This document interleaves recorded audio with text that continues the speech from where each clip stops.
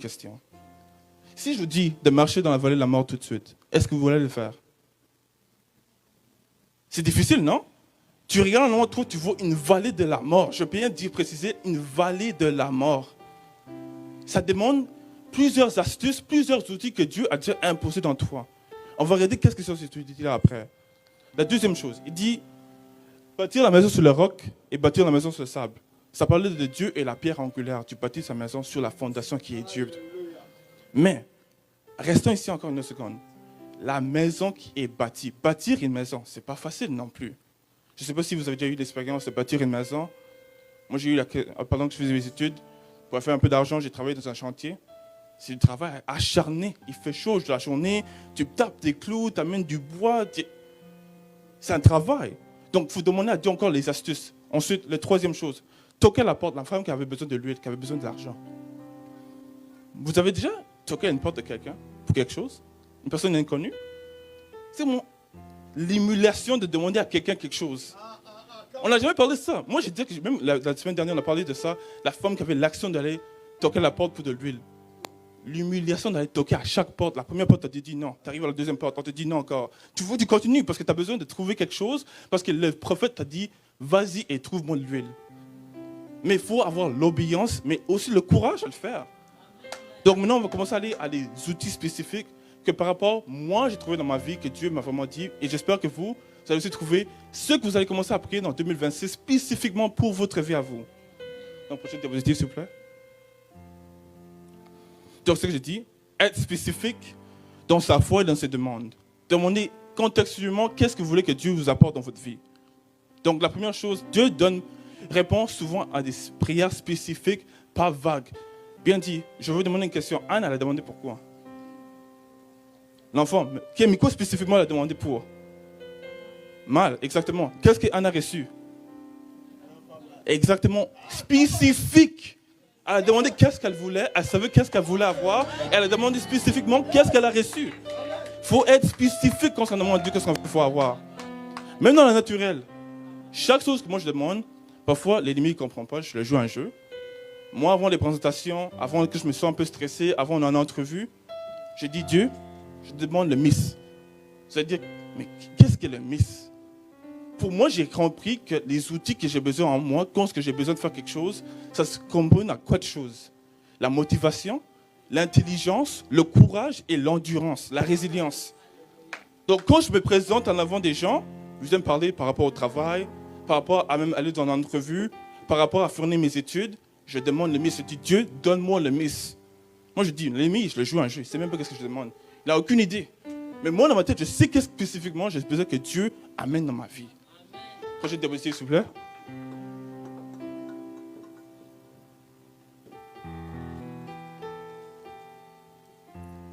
Donc, on va un peu commencer avec outil numéro 3. J'allais commencer avec le premier outil, mais on va commencer avec outil numéro 3. Donc, l'histoire de David. Le courage. Donc, moi, je vous ai dit, Miss, moi, ça fait partie de ma prière spécifique. Si vous regardez bien l'histoire de David, quand il a commencé, dans le loin, les gens ne le voyaient pas. Spécifiquement, il commençait déjà à travailler jusqu'à temps qu'il allait un jour se rendre devant, que les gens allaient le voir. Donc, il a battu le lion. L'ours dans le secret. Parce que une des choses que moi j'ai révélées dans cette histoire-là pour moi, j'ai compris, le potentiel n'est pas créé pendant le test, mais il se relève pendant le test. Donc, David, quand vous l'avez vu, il a battu Goliath. C'est pas son potentiel était réalisé. C'était avant ça. On avait déjà travaillé David. Parce que le jour où est-ce qu'il allait être devant Goliath, c'est le jour où est-ce que son potentiel allait être relevé. Donc, le courage n'est pas l'absence de peur. Moi, je vous dis tout de suite, moi je sais bien que Goliath, David, quand il a vu Goliath, il a dû avoir peur. Goliath était un petit homme de taille, on dit. Il voit devant Goliath un gars qui tuait des gens comme ça. Un gars qui en avait peur d'eux. Mais David, il a approché Goliath, il avait le courage. Parce que le courage n'est pas l'absence de la peur. Je vous dis tout de suite. Mais le courage, c'est de faire avec la peur. Parce que tu sais que ton Dieu ne va pas te laisser. Tu vas pouvoir conquérir ce que tu as besoin de conquérir. Donc, alors on va aller prochain outil, s'il vous plaît.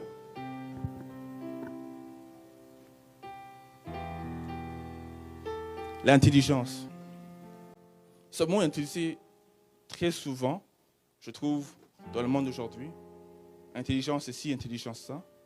Mais pour tous nos vies, dans tout ce qu'on fait, l'intelligence est très importante. Mais l'intelligence spécifique, qu'est-ce que toi tu as besoin? Donc Dieu peut t'aider à avoir la capacité de réfléchir, d'analyser, de voir qu'est-ce que tu as besoin dans ta vie. D'être dans une situation au travail où est-ce que tu peux analyser quelque chose qui pourrait te donner une promotion. Donc c'est cette intelligence-là qu'il faut que tu te demandes. L'intelligence, c'est d'améliorer les systèmes, créer des choses, on dit toujours, prendre des bonnes décisions, parce que ces bonnes décisions-là peuvent t'engendrer dans une place où est-ce que tu voulais aller. Mais c'est ça, je dis, quand on demande à Dieu, soyez spécifique. On va le lire avec Proverbe 4, 7. Je ne sais pas si les gars peuvent me mettre ça. Je vais essayer de chercher la tablette.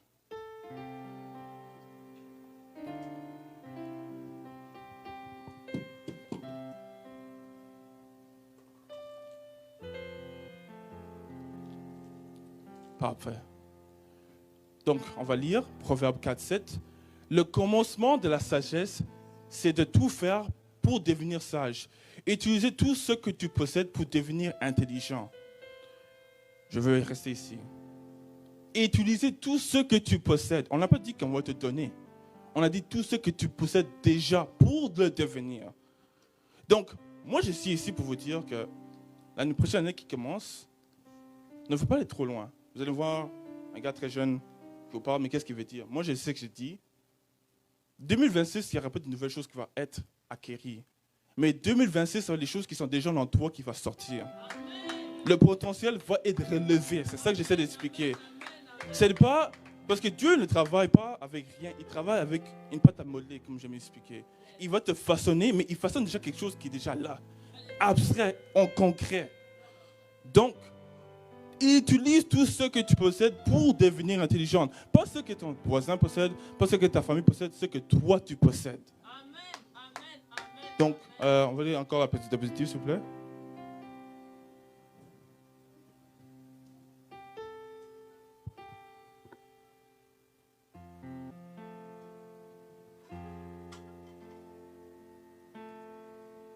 Non, diapositive.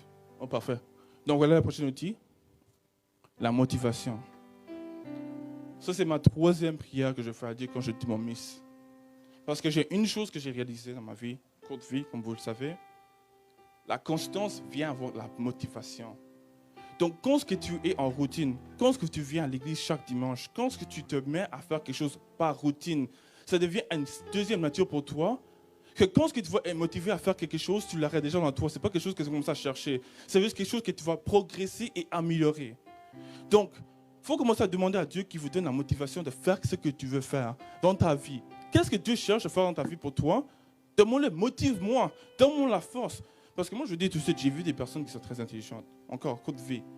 Très intelligentes. J'ai vu des gens qui sont très grands, ils ont des noms, ils ont tout ça.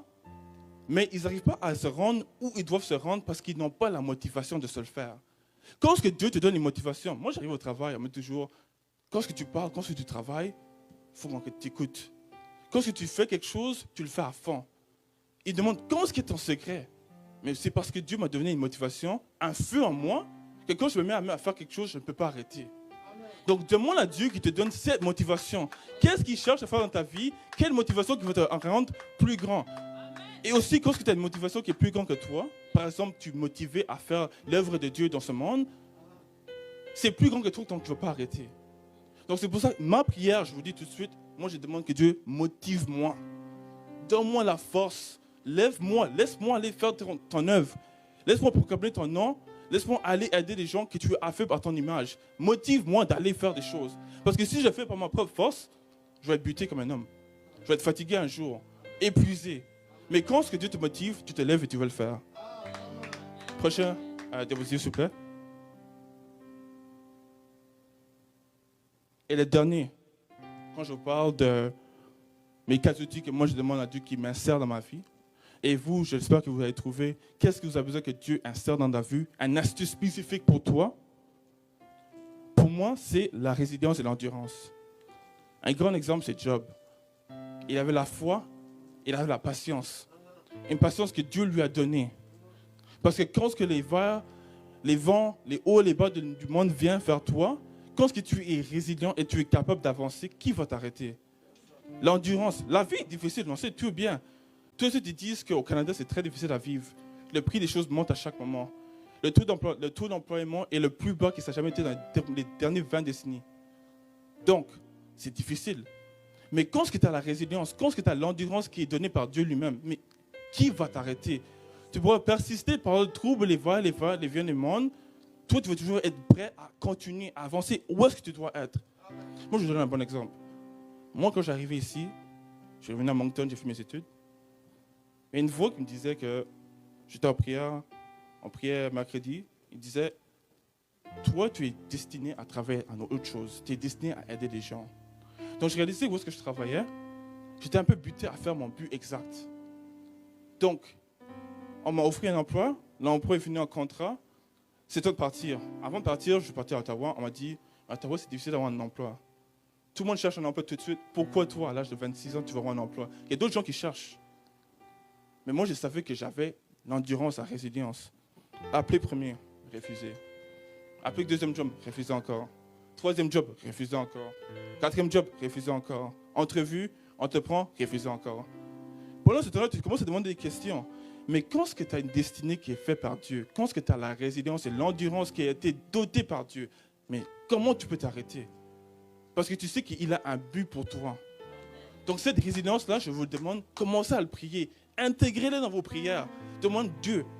Donne-moi pas juste l'argent. Donne-moi juste pas des outils. Donne-moi pas juste une maison, une voiture. Donne-moi les astuces qui vont m'aider à conquérir cette vie et continuer à progresser à chaque moment. Prochaine diapositive, s'il vous plaît.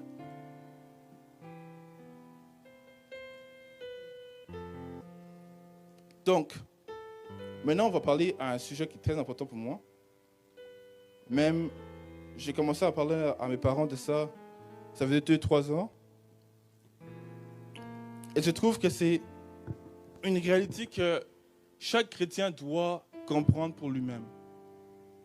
Donc, l'importance de la santé chez un chrétien, c'est très important. Et j'aime vraiment cette image qui démontre la discipline et l'équilibre. Parce que tu vois les souliers, tu vois l'eau et tu vois la Bible. Tu vois que Dieu, il veut que tu aies une vie qui est réjouissante. Une vie qui est axée dans la joie. Une vie d'allégresse. Mais cette vie doit être une vie de santé. C'est pour cela que je sais que Dieu nous a donné des astuces et des outils pour qu'on puisse avoir cette vie. Et on va décortiquer pourquoi je dis ça. Prochaine diapositive, s'il vous plaît. Donc, comme je dis, moi, j'étudie un peu dans les sciences, donc je suis vraiment axé sur les articles scientifiques. Et je voulais aussi rajouter le point qu'on a eu une prédication la semaine dernière par le prophète Samuel. Il nous a expliqué que parfois Dieu travaille sur le surnaturel, il travaille sur le naturel, il travaille aussi sur la vie des gens dans ce monde ici tout de suite. Et une chose que j'ai réalisée pendant mes études, que quand tu demandes aux païens par rapport au christianisme, même les gens qui ne croient pas en Dieu, ils savent qu'il y a un ajout, il y a un truc là-bas, une certaine joie qui est donnée aux chrétiens qu'eux n'ont pas. Et même quand tu regardes à des mesures objectives, quand tu regardes à des numéros, par exemple ici c'est un article qui a été publié aux États-Unis, ça démontre que sur les points rouges, vous voyez, c'est les gens qui vont à l'église une fois par semaine pendant l'année. C'est les gens qui côtoient l'église. Sur le point bleu, vous voyez que les gens qui ne vont pas à l'église. Et comme vous pouvez voir dans tous les cadres, donc on regarde ici en termes d'obésité, en termes d'exercice, en termes de boire de l'alcool, en termes d'avoir une bonne santé, fumer, être content, vous voyez bien que même objectivement, quand vous regardez au numéro, que les points rouges sont plus à la droite. Donc les gens qui vont à l'église, les gens qui se disent chrétiens, ont plus de mobilité à avoir une bonne vie que les gens qui se disent non chrétiens. Ça, c'est même pas des chrétiens qui ont fait un article comme ça. Ça, c'est dans le naturel. Dans le monde, ils ont déterminé que être chrétien, c'est une astuce qui peut aider à la santé, qui peut aider à la vie. Donc, prochaine diapositive. C'est pour cela que nous, chrétiens, nous avons un grand travail à faire. Et j'espère que j'aime toujours, il y a un des versets, tu vois, on vient à l'église à chaque dimanche. Parfois, il y a des mots qui restent en toi et qui commencent à devenir une inscription sur ton cœur. Et moi, celui-ci, je l'ai gardé jusqu'à dans mon cœur. Quand j'avais entendu c'est une prédication peut-être 6 ans passés. 1 Corinthiens 6, 19 à 20. Si les gars peuvent me trouver ça, c'est bien. 19 à 20. Merci. Vous le savez, votre corps est le temple de le Saint-Esprit. Cet esprit est en vous et Dieu vous l'a donné. Vous n'en appartenez pas à vous-même. Donc, si on reste là,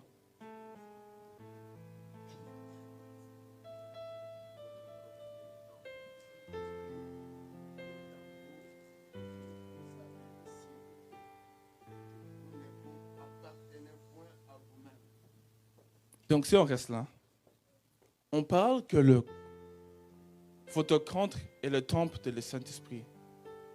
On ne dit pas qu'un édifice du côté droit, un édifice du côté gauche est le temple. On parle de vous, votre corps. Donc quand tu commences à réaliser, tu commences à marcher d'une façon que tu réalises que moi, comme je suis comme ça, Emmanuel, vous me voyez aujourd'hui, je suis le temple du Saint-Esprit. Donc, quand on parle d'un temple, on parle d'une église comme aujourd'hui. On met la peinture, on met des télévisions pour que les gens puissent boire, on met des décorations, on met des chaises, on embellit le temple du Saint-Esprit. Mais votre corps, c'est la même chose. Il faut prendre soin de notre corps parce que c'est le temple du Saint-Esprit. Parce que Dieu lui-même le dit. Vous n'apportez pas point à vous-même. Donc, quand vous marchez, quand vous entretenez vos journées de jour à jour, dans 2026, marchez en sachant que votre corps que vous disposez, ce n'est pas à vous, c'est à lui.